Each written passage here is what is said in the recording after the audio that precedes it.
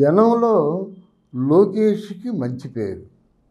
తన పర్యటన సందర్భంగా ఎవరెవరైతే తెలుగుదేశం పక్షాన ఆయనతో ఉన్నారో, ఎవరెవరైతే ఆత్మీయులు ఆదుకున్నారో, వాళ్ళందరికీ కూడా ఏదో విధంగా ప్రయాణం చేకూరే విధంగా ఈయన లోకేష్ ప్రయత్నిస్తున్నాడు.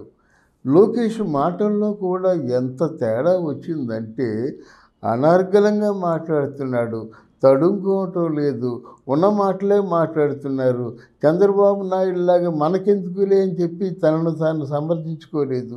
పైగా ఒక మాట అన్నాడు, నేను మా నాన్నంత మంచివాడిని కాదు, నేను చేయవలసిన పని చేస్తాను, సమయం కోసం ఎదురు చూస్తున్నాను అన్నాడు. అంటే ఈ మాటలన్నీ యూత్కి బాగా పడతాయన్నమాట. యూత్కి ఎక్కే ఉన్న విషయాలు. తర్వాత ఇది ఈ ఆడవాళ్ళకి ఇచ్చే నిధులు కానీ పథకాలు కానీ నేను ఒకవేళ మేము తెలుగుదేశం పదవిలోకి వచ్చినట్టయితే మీ తాలూకు పథకాల్ని ఎవరు కూడా డిస్టర్బ్ చేయరు. మీకు ఎంత వస్తుందో అంత ఇస్తాం. ఇంకా మీ పిల్లలనేమో ఫ్రీ ఎడ్యుకేషన్ చేయిస్తాం. మీకు రేషన్ సప్లై కూడా బాగుంటుంది. మీ తాలూకు పెన్షన్ తీసుకునే విధానంలో కూడా ప్రజల కోరిక మేరకు మారుస్తాం.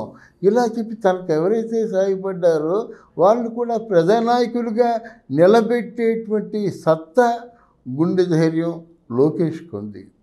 అందువల్ల లోకేష్ ఈరోజు తెలుగుదేశం పార్టీలో కీలకమైన నేతగా ఉన్నాడన్నమాట. ఇక్కడ చిన్న డిస్టర్బెన్స్ ఏమిటంటే వీళ్ళే అచ్చెన్నాయుడిని ఒక అధ్యక్షుడిగా పెట్టుకున్న తర్వాత అధ్యక్షుడి తాలూకు కాన్సెంట్ నిర్ణయం కానిదే వీళ్ళు ఇండివిజువల్గా డెసిషన్స్ తీసుకోవడానికి వీల్లేదు.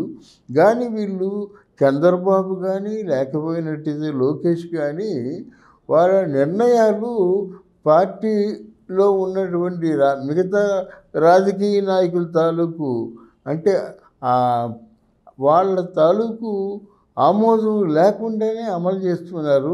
ఇది ముందు కొంచెం ప్రాబ్లంగా ఉంటుంది. తర్వాత ఇక్కడ ముఖ్యంగా లోకేష్ అనుసరిస్తున్న విధానం ఏముందో అది 100కి 100 కూడా తెలుగుదేశాన్ని గెలిపించే విధంగా ఉంది. ఆ విధానంలో పొరపాట్లు ఏమీ లేవు. అయితే ఇప్పుడు చేయవలసిందల్లా వాళ్ళ తాలూకు టీముని మేనేజ్ చేసుకోవాలి. వాళ్ళ తాలూకు అంటే మెంబర్స్ ఎవరైతే ఉన్నారో వాళ్ళు బూత్ మేనేజ్మెంట్ చేసుకోవాలి. తర్వాత ఏంటంటే ఈ వచ్చిన ప్రేక్షకులందరూ కూడా ఓట్లుగా మార్చుకొని వాళ్ళ చేత ఓట్లు వేయించుకునే విధానంలో కూడా జాగ్రత్తగా ఉండాలి.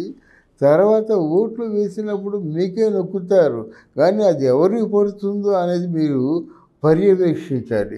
లేకపోతే అందరూ మీకు ఓట్లేసి మీరు ఓడిపోయి వారు అత్యధిక మెజారిటీతో గెలవడం మనం చూసాం కదా, మనకు అనుభవం ఉంది కనుక అట్లాంటి విషయాల్లో జాగ్రత్త తీసుకుంటే లోకేష్ బాబు ఒక మంచి నాయకుడు అవుతాడు, సమర్థవంతమైన నాయకుడు అవుతారు.